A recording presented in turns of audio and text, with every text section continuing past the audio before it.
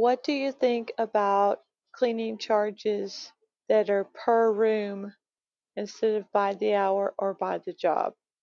Cleaning charges by the room. Is that a good business model, and how does it work? Great question, and we're going to talk about that today. Hi there, I'm Angela Brown, and this is Ask a House Cleaner. This is a show where you get to ask a house cleaning question, and I get to help you find an answer. Now, today's show is brought to us by SavvyCleaner.com, and we cover all different kinds of things, from how to set up your business, what to charge, when to change your pricing, how to tell your customers that you're changing your pricing, when to raise your prices, when to go from by the hour to by the job. Today we're going to talk for just a second about charging by the room. Now, it's a little bit different program when you charge by the room, and there are house cleaners that will go into a house, and in the back of their mind, they never say the words charge by the room, but in the back of their mind, they're counting up the rooms, and it might be an even $10. So you go into a house and the house has 19 rooms in it, and immediately their price is $190. They figured out very quickly that this is how long it's going to take to clean this house. And that price is based on some rooms will take more time and some rooms will take less time.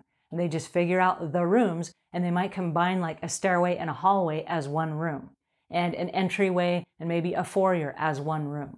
So there are different things that you can do, but yeah, there are people that charge by the room.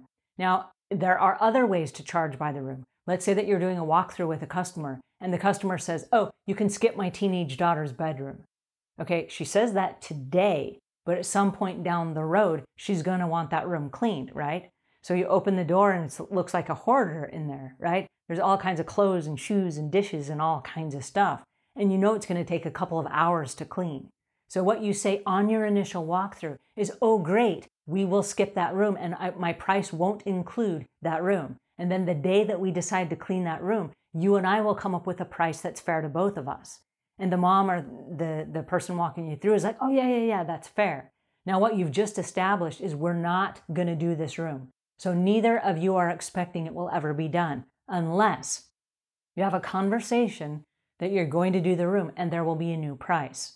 So then you are bidding by the job, because it's not just really the room. When you come back to clean that room, you're going to have to figure out what is involved. Am I going to have to clean out all the dishes? And are there bugs? Am I going to have to clean out all the clothes, or will the daughter have already gone through all the clothes and figured out what she's going to toss and give away and donate and all these things? So by the time that you get to that room, do you need a professional organizer before you actually do the cleaning? Or are you the professional organizer and you're going to be helping her do that? Will the daughter be there? Because it might take 2 or 3 hours longer if the daughter is there and you're going to be doing this together.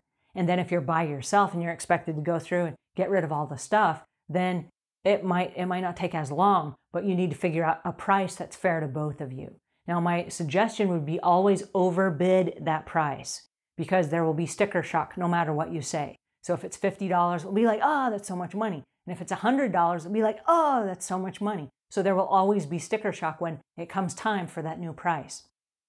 Always overbid it. And then the customer can say that's way too much money, and then either decide not to do it, or they can decide, this is where you negotiate, you decide that the daughter will go through all the clothes first and remove all the food, all the dishes, all the clothes, and then you will come in at a lower price. Then you can lower your price back down to a price that's fair to both of you, and then you take out some of the duties so you're not doing all of it for one low fee.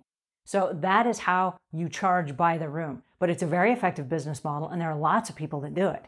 So if you decide you're going to charge by the room, decide that's what you're going to do. I don't care how you bid, but pick a style of bidding, either by the job, by the hour, by the room, and stay with it and make it consistent. So it makes all of your bidding easy and consistent. And then the more you do this, the better you get at guessing very quickly based on a couple of factors about how much it's going to cost to clean this house. And then you can give people an estimate so that they can say, yes, let's go ahead and get started today. And then you don't have to email it back later on. You just close the deal right then, have them sign an agreement, and then you start cleaning, put them on the schedule. Boom, you're already done. You've made all the difficult decisions for them. So that's kind of how that works. All right, if this helped you a little bit, please pass it on to a friend. Come visit us at SavvyCleaner.com. And until we meet again, leave the world a cleaner place than when you found it.